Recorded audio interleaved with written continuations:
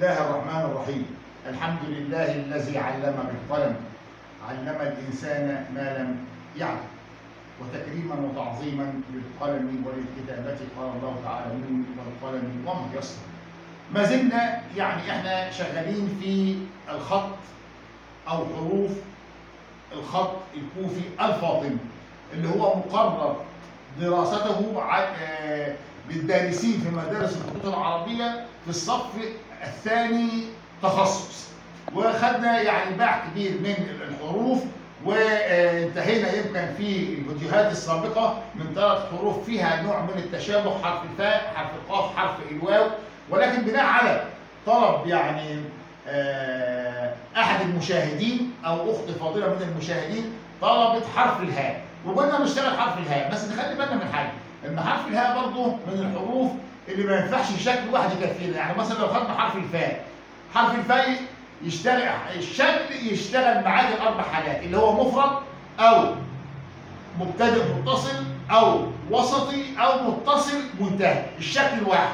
اما حرف الهاء لازم يبقى فيه شكلين، شكل منهم اللي احنا هنشتغله النهارده ودلوقتي، شكل منهم بيشتغل كحرف هاء او تاء مربوطه مفرد لوحده، او حرف هاء او تاء مربوطه برضه متصل منتهي، يعني متصل بحرف قبليه وهو هيكون في الاخر اخر الكلمه. فاذا دعونا نبدا على طول في حرف الهاء اللي هو يا اما مفرد يا اما متصل منتهي. حرف الهاء اللي بيكون مبتدئ متصل او وسطي ان شاء الله في الفيديو القادم ان شاء الله. يلا بينا نشتغل مباشره.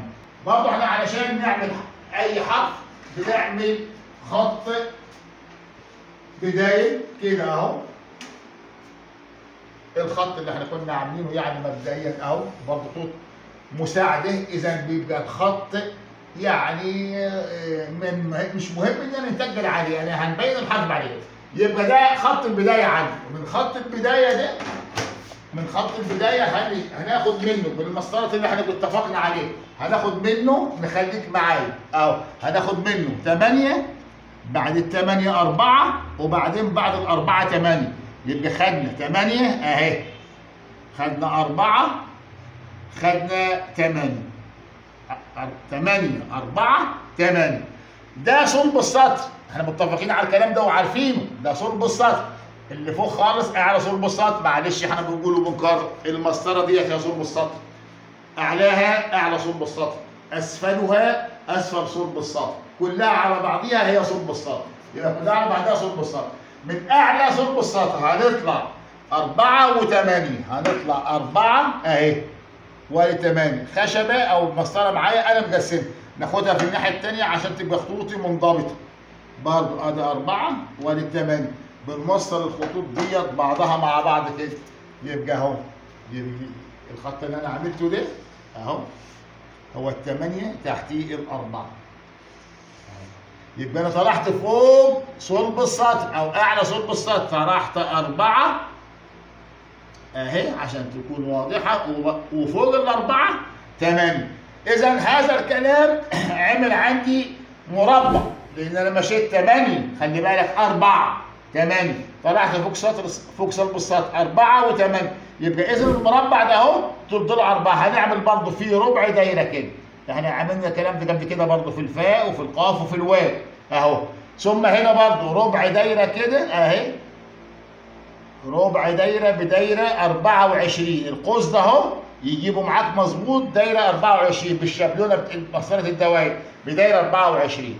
طيب يبقى انا عملت الكلام ده، هنيجي هنطلع، كنا طالعين 4 و8. لا خلي بالك بقى كده معايا من حاجه، اذا جست انتبه ويا ريت نركز برضه.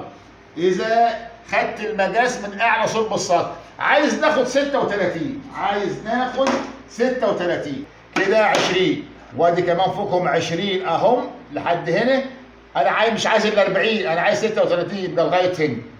يبقى نفس الكلام برضه من اهو من اعلى صلب السطر، ادي 8 و4 و8 يبقى لغايه هنا 20، و20 كمان يبقى 40. مش عايزهم كلهم، انا عايز نصهم، يبقى لحد هنا، يبقى لحد هنا 36 اهو.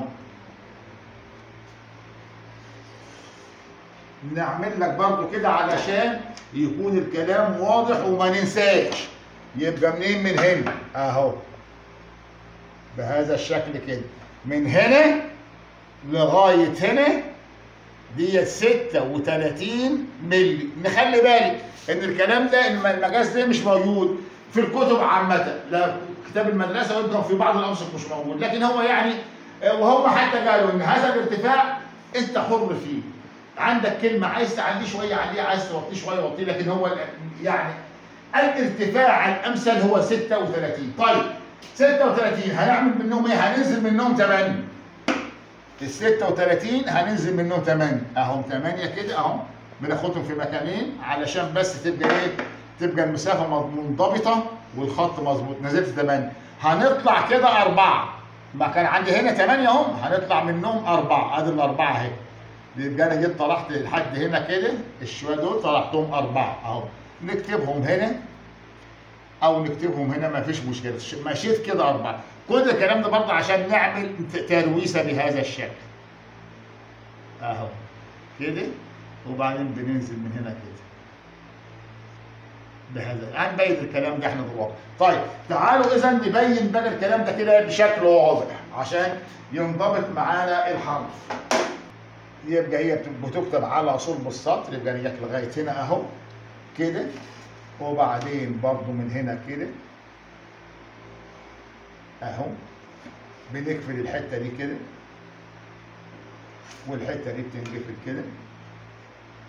وانا عندي اساسا ربع الدايره اللي انا كنت عامله كان بالشكل ده كده، ربع الدايره اهو اللي هو برضو بيتعامل بدايره 24 بالشكل ده كده، عشان بنيجي انا ننزل هنا اهو نقفلها على صلب السطر كده، اسفل صلب السطر بمعنى اصح بالشكل ده. نعمل الترويسه بتاعتي اهي. طيب الكلام ده يمكن مش واضح، لما انا بنيجي نظلله بيكون اكثر وضوحا. ايوه اهو كويس التمشيه كده اهو لغايه تحت هنا بيكفي اهو. المفروض ان انا نعمل تظليل كده اهو كده عشان بس واضحه عندك اهي.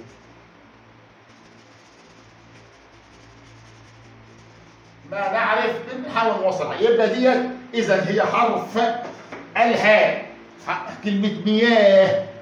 يبقى هي لو مفرده نكتب برضه حرف الهاء هنا، هيبقى نكتب هنا اهو.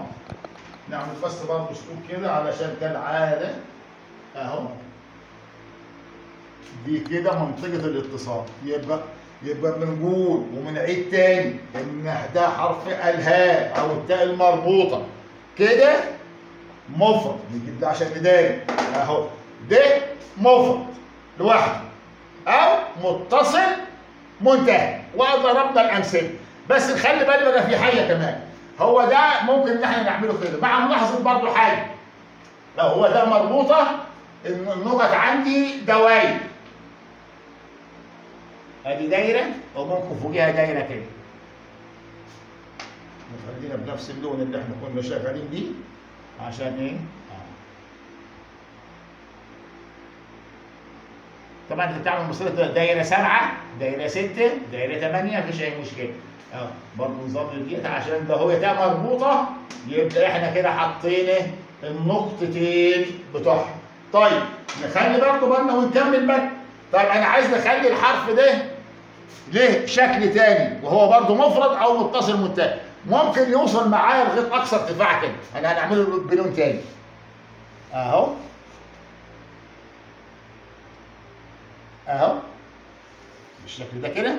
نخلي بالي هنا انا كنت نازل 8 بس، لا هنا هننزل 12 عشان ده مرتفع، يبقى لحد هنا كده 12. نخلينا باللون اللي احنا بنشتغل بيه لحد هنا كده دولت 12 من هنا لغايه 12 مللي ونزلت بيه. وبعدين بنيجي انا علشان نعمل الترويسه بتاعتي اللي هي عشان ده حرف عالي، ناخد الترويسه كبيره شويه بننزل 12. هناخد من هنا ننزل اهو. طب طلعنا 4 اهي ونزلنا كده اهو. برضه بنظبط هذا الشكل اهو. ده لون تاني خلاص مش مشكله اهو.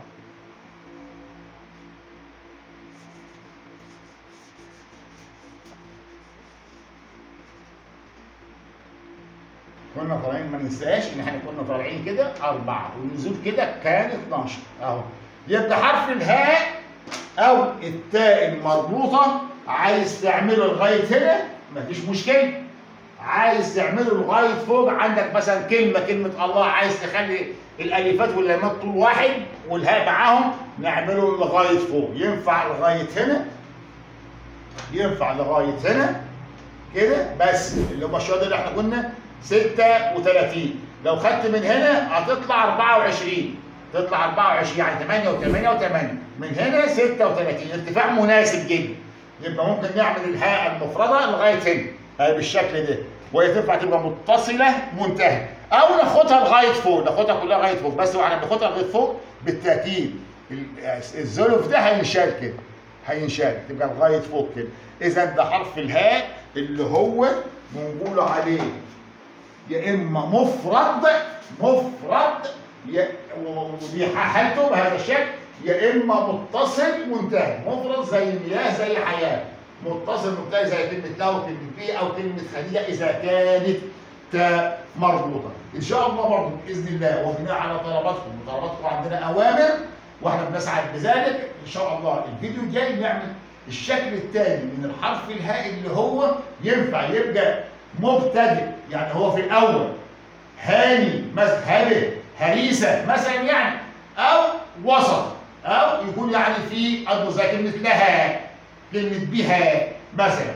يبقى ان شاء الله في الفيديو الجاي نعمل حرف الهاء الشكل من حرف الهاء. وان كان برضه من باب العلم بالشيء ان حرف الهاء له اشكال متعدده كثيره جدا وجميله جدا، ولكن احنا في الوقت الحالي كان بنشتغل على برضه اللي عايز يعرف خط كوفي فاطمي او اللي هيمتحن خط كوفي فاطمي. الى لقاء قادم ان شاء الله، والسلام عليكم ورحمه الله وبركاته.